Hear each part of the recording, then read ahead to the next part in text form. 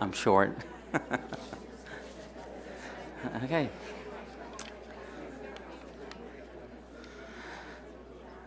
Good afternoon, everyone. It's so nice to see so many wonderful people attending our event today. My name is Dr. Charlie Silo. I'm the director of the Program for Holocaust Survivors and Families of Jewish Senior Life, a program that provides the psychosocial support to our Holocaust survivors here in Detroit. I am also the co-president of CHAIM, Children of Holocaust Survivors Association in Michigan, our second-generation organization here in Detroit. It truly is a privilege to welcome you this afternoon and to introduce Letters from Brno, a powerful and deeply moving film that follows Michigan native Karen Kruger on her journey to uncover answers about her mother's past. Karen's mother was rescued as a child through the Winton Kindertransport, one of the few organized efforts that saved nearly 10,000 Jewish children, primarily from Nazi-occupied Europe. While Karen's mother survived, Karen's grandparents, unfortunately, were murdered in the Holocaust. Through Karen's journey, we are reminded that the legacy of the Holocaust did not end in 1945. It continues to shape families, identities, and communities to this day. As a son of Holocaust survivors myself, and as someone who works closely with survivors and families, I witness every day how remarkable Holocaust survivors are. In spite of the horrors that they endured, they created new life.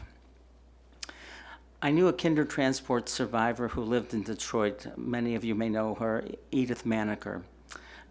Edith was a speaker here at the Holocaust Center. She always reflected on the remarkable courage of her parents. Can you imagine, she said, a parent giving away their child to a stranger who gave them the hope that their child might possibly survive? The word Chaim in Hebrew means life. Our second-generation organization here in Detroit chose the name Chaim to signify that life has continued from the ashes of the Holocaust. CHAIM stands for Children of Holocaust Survivors Association in Michigan. CHAIM was founded in 1979. We are the oldest second-generation organization in the country. Over the years, we have created a community for children of survivors. We have support groups, lectures, and films to further Holocaust education and awareness, and many of us are next-generation speakers here at the Zeckelman Holocaust Center. Since 1993, our program for Holocaust survivors and families helps survivors know that they are respected and are cared for. We provide support groups. We have an oral history project called Portraits of Honor, portraitsofhonor.org, housed here at the Holocaust Center at the Zeckelman Center. We have socialization programs all designed to help survivors know that they are respected and are not alone. We want to thank Karen Kruger, a daughter of Holocaust survivors originally from Michigan, for her inspirational and moving film. I now invite you to watch Letters from Brno. Following the film, Karen will join us on stage for a Q&A conversation. Thank you very much.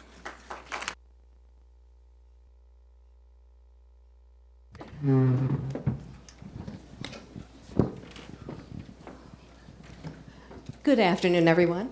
My name is Tracy Hopper. I'm an outreach specialist here at the Zeckelman Holocaust Center, and it's truly a pleasure to be with you here today to discuss this powerful documentary. Karen, thank you for being here and sharing your mother's journey.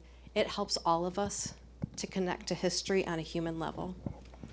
First-hand family histories like yours deepen our understanding in a way no textbook ever could. I'm going to begin by asking Karen a few questions, and then we'll open the floor for your questions. Originally, you decided you were going to write a book. What made you change your mind? This is on, yes.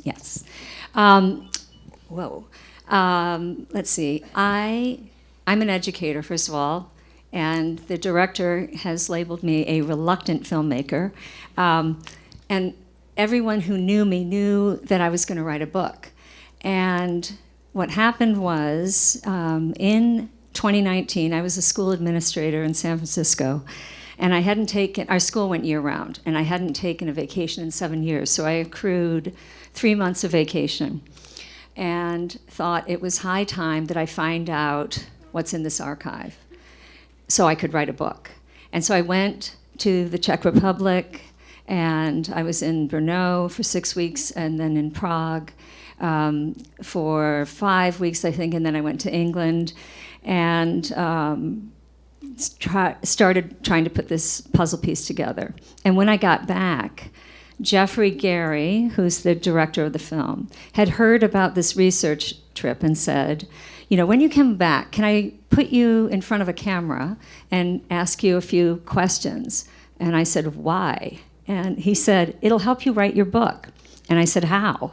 Because I'd never been, you know, filmed or interviewed or anything. And he said, let's try it. So I, with much trepidation, went along with it. And what I discovered after the first interview was that I could tell this story much faster than I could write it. And after the second interview, he said, I know you are not going to want to hear this, but this is a film. And I said, how is this a film? Like, who wants to watch me sitting in a chair reading a bunch of letters? Because that's how I envisioned the film would be, which is why I say I'm an educator, not a filmmaker. But thankfully, he's a director and knows how to tell a story visually, and convinced me to do it. And I'm really glad I did, because if I hadn't, I think I'd still be a school administrator, working the way I was, and I probably wouldn't have even written a paragraph by now. So this got the story out. I find it very interesting. Can you share with the audience, when did you make this film? A lot of this was filmed during COVID, believe it or not, during the lockdown. And so Tracy and Scott and Lisa's interviews, let's see, Tracy was in Virginia, Scott was in Michigan, Lisa was in Florida. And it was Jeff's idea to send cameras, microphones, and lights with a video of instruction and then also written instruction. And by the way, all three of my siblings agreed, you know, to participate in this, and they had to have someone there, you know, to set things up. And then Jeff interviewed them through FaceTime. And for any of you filmmakers in the audience, I think you realize how, you know, Herculean feat that was, first of all, but also to end up with a film like this that was shot that way is kind of miraculous. It truly is. I love so much of this film, as you know, but I think my most favorite is when you say, I heard their voices and I wanted other people to hear them too. What do you hope that we hear in your grandparents' voices?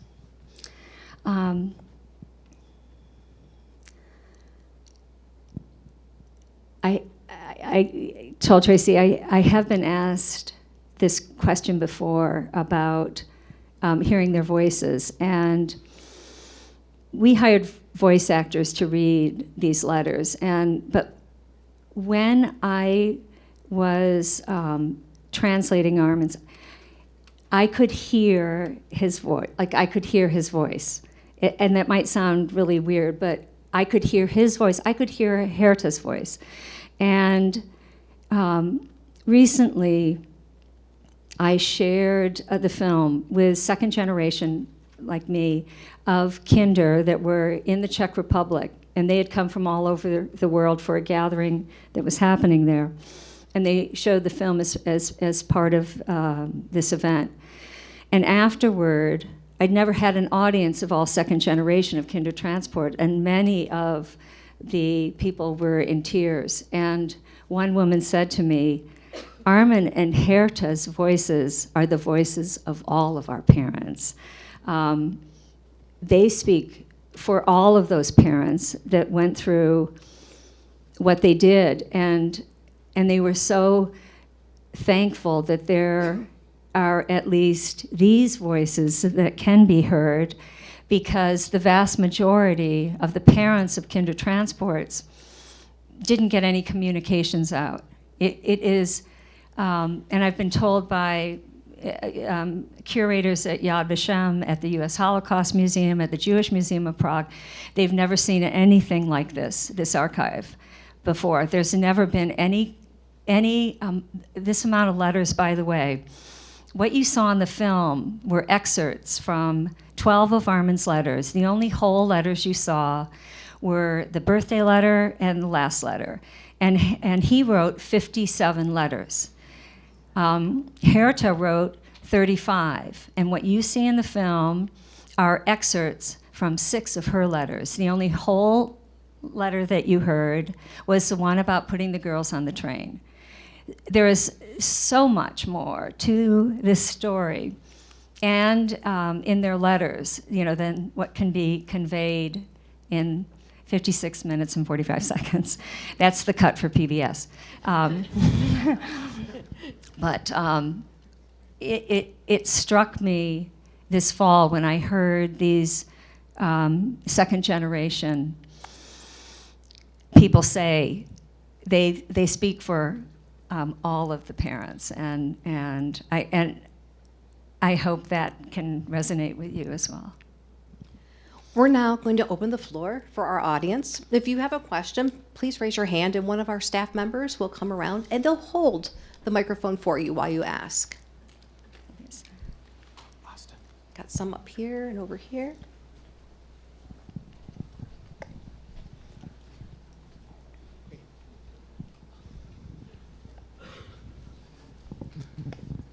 Okay, my question is this.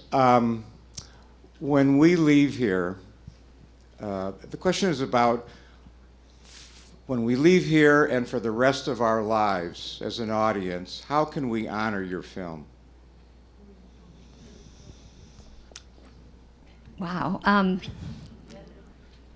I've never been asked that before. And by the way, this is the 69th time I've shown the film, with an audience. And I've never been asked that. How would you like to honor the film? I would honor this film by counting every moment as beautifully grateful and taking nothing for granted and never, ever, ever misplacing what's important and never losing sight of that and always showing up and never getting distracted by what's not important and never being swayed by that and fighting for what's right. And we will probably never, hopefully, ever be challenged by that generation. But if we are, hopefully we will show up. I think that's a great answer. Thank you. At the beginning, you said that you were very angry because your mother did not know about these letters. Am I correct? She didn't hear what her parents were talking about? No, I think my mother was angry when we found, it wasn't so much finding the letters, it was finding the photographs. She only had, I think, 2 photographs of her parents. So when we cleaned out Hans and Marianne's apartment and we found hundreds of photographs, Marianne, by the way, ended up being a professional photographer in New York City. That's what she got so angry about, that they had all these photos that they never shared with her. And people have asked me, why didn't Marianne show them, show Erica and Daisy the photographs? And I don't know why, because I'm not Marianne. But what I do know is Hans and Marianne loved those girls. And they tried. They were their legal guardians appointed by Armin and Herta. They didn't want Valerie, Armin's younger sister, who did not want the girls, by the way. They knew that she was not going to be a good guardian, and she wasn't.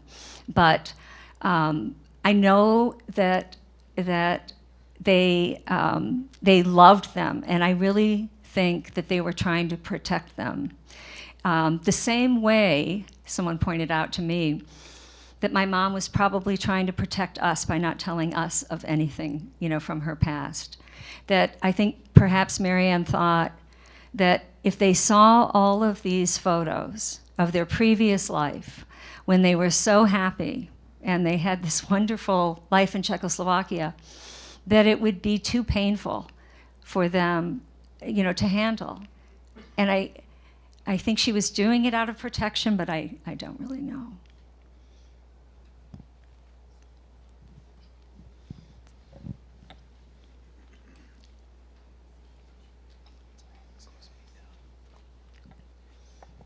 How can this video be shared in other places? Is there a way we can make arrangements? Not enough people come here to the museum, but we just need to have people hear the story.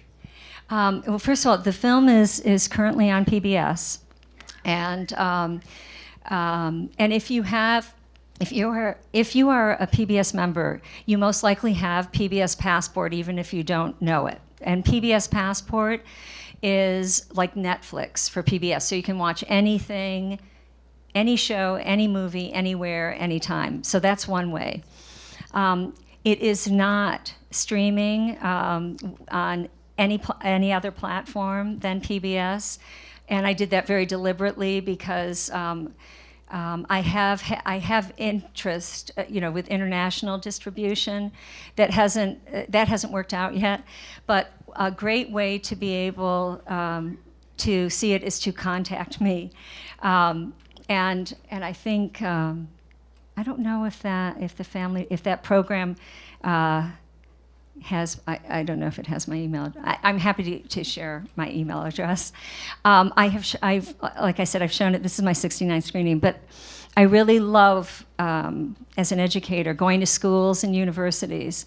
And to date, I have shared the film with more than 4,500 students in the US, in the UK, in Germany, and the Czech Republic. And this is anywhere from middle school through graduate school. So, and I'm very comfortable teaching all students. So I'm happy to do that too, if that's something that people are interested in.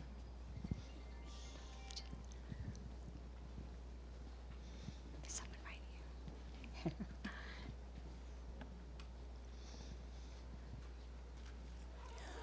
Did your father know of your mother's past? And if so, when did he find out? That's a great question. No. Basically, my dad and my mom were set up on a blind date, and within 6 weeks they were engaged. Within 3 months, they were married. And my dad told me this story. This is when my mom was really sick. And he told me that the night before they got married, she told him, "I don't think you're going to want to marry me." And he said, "Why?" And she wouldn't say. And he said, "Are you in love with someone else?" And she said, "No." And he asked, "Do you have a family with someone else?" And she said, "No." And he said, "Is it because you don't love me?" And she said, "No." And those were like the worst things he could think of. And he said, "Well, then what is it?" And she said, "I'm Jewish." And in her mind, that was something that could keep someone from wanting to marry her. And I've learned a lot through different Kindertransport organizations I've been involved with. And also, I know this as an educator too, sometimes when very traumatic events happen with young children, they will hold on to that perspective of when the trauma occurred. And so even though as an adult, and I've heard this and I've seen this with other kinder, they are logical and reasonable and will say, and will still say, "My parents lied to me because they promised me that they would come and get me after the war. I know they were murdered in concentration camps, but they lied because they promised that they were going to get me." So they can hold these these two things that are true to them at the same time, and yet it's that traumatized 11-year-old who still has this like child's perspective as an adult, and that's very common, certainly with kinder transports. But my dad learned a lot when I was learning a lot, and unfortunately, it was when more toward the end of my mom's life, and he was amazed. He did not know. He didn't care that she was Jewish, but that's all she said. She didn't tell him anything else, and they did travel back to England. She stayed in England and became a midwife. And they went to Cornwall, and the Royal Cornwall Hospital where she had her training had been bombed, but the ruins, are still there. And so he remembers her talking about being a midwife. She was very happy as a midwife, but he had no idea what had happened. We'll take one more question.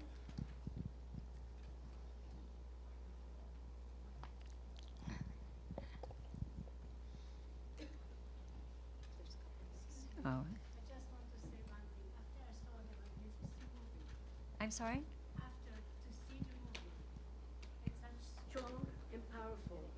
You should write the book about it. Oh,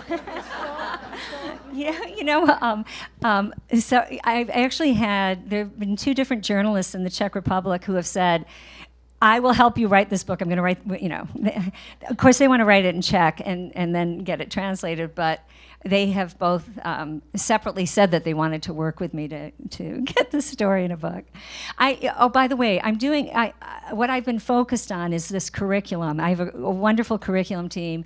We've spent 3.5 years on this, and it's going to be launched on March 2nd at the Holocaust Museum in Virginia. So it's the first time this thing's going to be shared, previewed with teachers. And for me, working on this curriculum has been as challenging as making this film.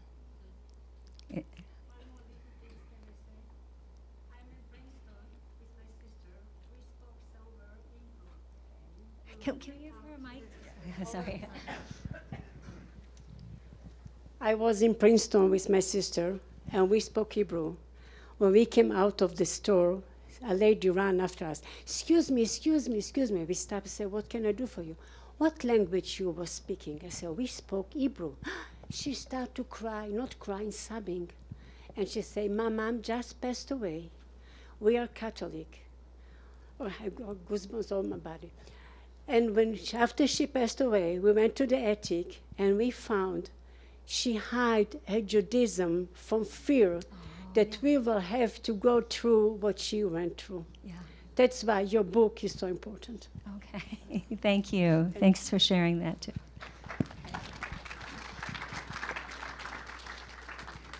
Karen, thank you so much for sharing your family's story this afternoon. Stories like your mother's remind us that history is not only something that we study, it's something lived and carried and entrusted to the next generation. Kinder Transport shows us the profound difference that individuals can make when they choose compassion, courage, and responsibility for others. We're especially grateful to our community partner, CHAIM, for a special thank you to our program supporters, PNC Foundation, Robert and Leo Eisenberg, Renee Durbin and Robert Greenberger, Donna and Sheldon Klein, Linda and Ramon Sabata, Nancy and Kim Shammy,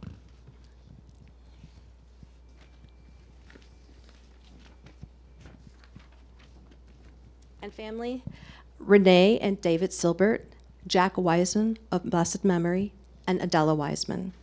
I also want to thank our museum members and donors. Your commitment sustains our work every day by preserving memory, educating future generations, and ensuring these stories are never forgotten. If you'd like to learn more about membership or supporting the HC, our team would be happy to speak with you at the front desk after this program. We also hope you'll join us on Sunday, March 8th, when we welcome best-selling author Lynette Olson for a talk and the signing of the Sisterhood of Ravensbrück in honor of International Women's Day. Please join us now for dessert reception in the lobby where we can continue our conversation. Once again, thank you for all and enjoy the rest of your afternoon.